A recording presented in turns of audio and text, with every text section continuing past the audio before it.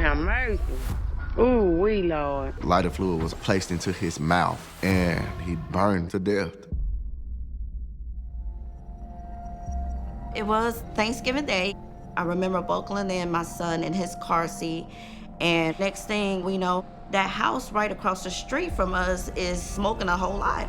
So I immediately called 911. Is this Brownlee house? Yeah.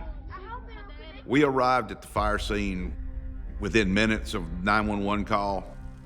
I witnessed 2 windows that had been breached, smoke coming out of them, smoke coming from the roof. My family, they come outside, and I remember hearing that somebody was indeed in the house.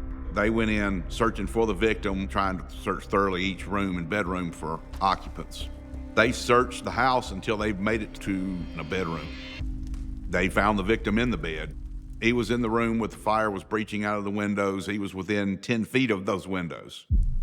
The bed was heavily consumed with fire. It was clear that he had passed away.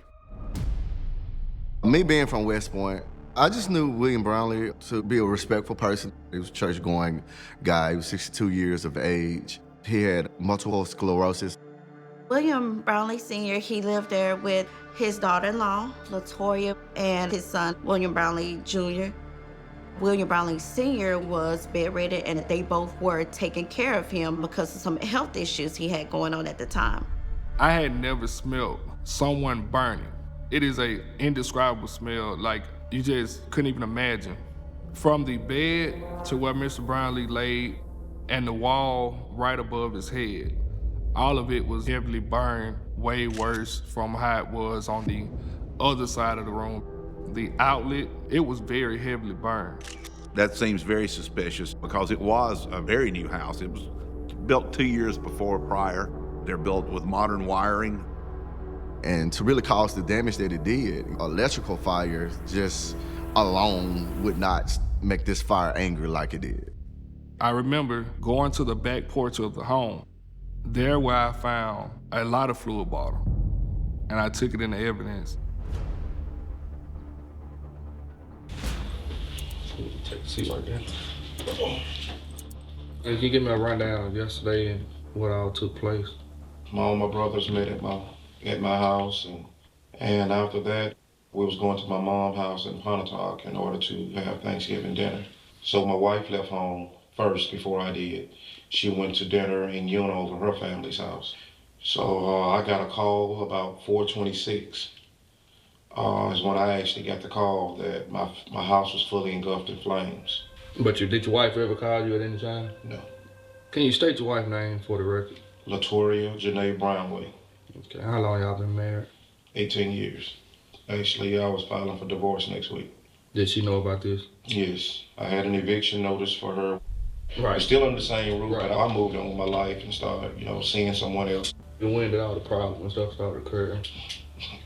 Been occurring for many, many, many years. She tried to actually burn the house down 3 years ago. I didn't actually call the police, but I will go in my grave believing that she done that. Mm-hmm. Give me a rundown how you and your niece came in contact yesterday. We had Thanksgiving dinner, and after the dinner, we left coming to West Point to go to Walmart. Right. But when we got in West Point, she said, take me by the house to drop off this food. We went to by the house. This should have been like, around 4? And she got out, went in, and she came back out less than 5 minutes, and we went to Walmart. Soon as we got to Walmart, she got a call saying, smoke coming out of your house. And I'm all upset now. I said, well, is your father-in-law in the house? She said, yes. So I really got nervous then. And then I could see smoke from Walmart parking lot in the air. Right. Basically what you're telling me, y'all left from the residence around 4 or 5. Now, the person called 911 at 4:10 saying the house was in flames. And I got a video showing her the house in flames at that time. That room was burning before she left. Really? She had to sit there and find.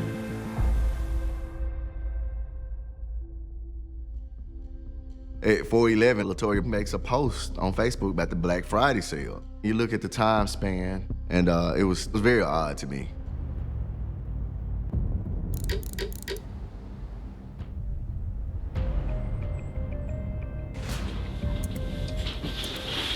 All right, you do understand you're still up on the Miranda, so you're still willing to speak? Yeah.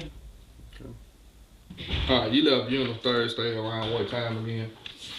Around 3:20, 3:30. You left around 3:20, 3:30. What time you make it to town? 3:55. All right, what made you go by the house? They take my plate and I had to use the bathroom. And then I got in the house, took my plate to the kitchen, went to the bedroom to see him.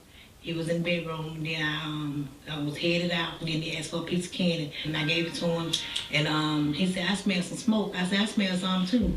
And I looked in the utility room, and I ain't see nothing burning or no smoke. And I went to the kitchen, make sure there wasn't on the eye, and I didn't see anything. And I came back in, and I said, "I don't know what it is." And that was it, and I left. How long was you at Walmart? We was there no time. We pulled up in the parking lot, and we was in the park, and we pulled back out. Oh, what was the reason for that? Somebody called. Did they call on Facebook or on your phone? Facebook. It should still be on Facebook. Think you got time to take a look and see? She called you at 4:11. Okay. And y'all stayed on the phone about 1 minute and 3 seconds, right? I guess. Okay. Was you on Facebook around that time? Was I on Facebook? I was at Walmart, so I probably not. You are aware that there's a Facebook post on your page that was made at 4:11 said you was in Walmart parking lot. Okay. You remember making that post? I don't remember. From what I'm looking at and from what the fire marshal report is saying, either you wasn't at home at 4 o'clock or you was there when the fire started.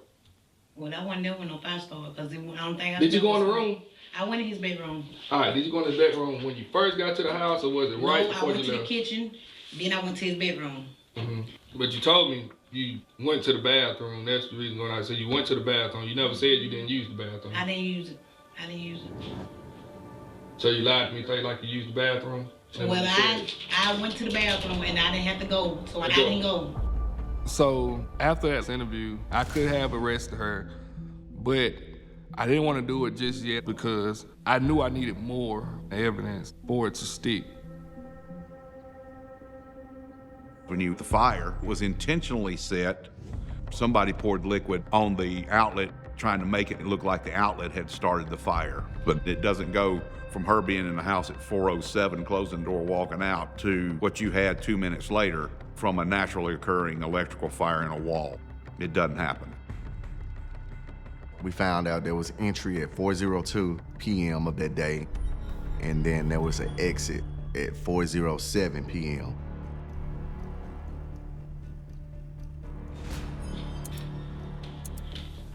This is a tragedy, and it's up to us to figure out what happened.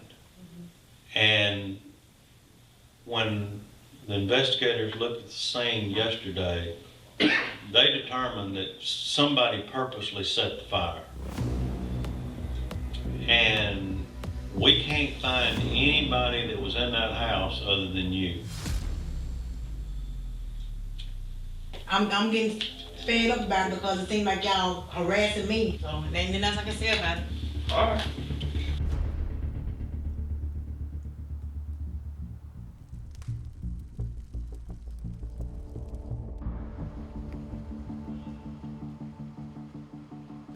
What did I have to gain by killing him?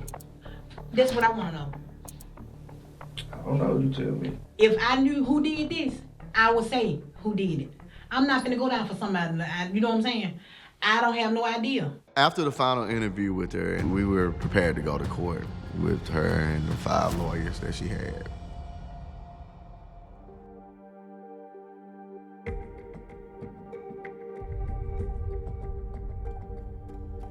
I remember when the judge, he asked her, "Why are you pleading guilty?" And she finally said, "Because I did it." It wasn't a confession we dreamed of, but we got our confession.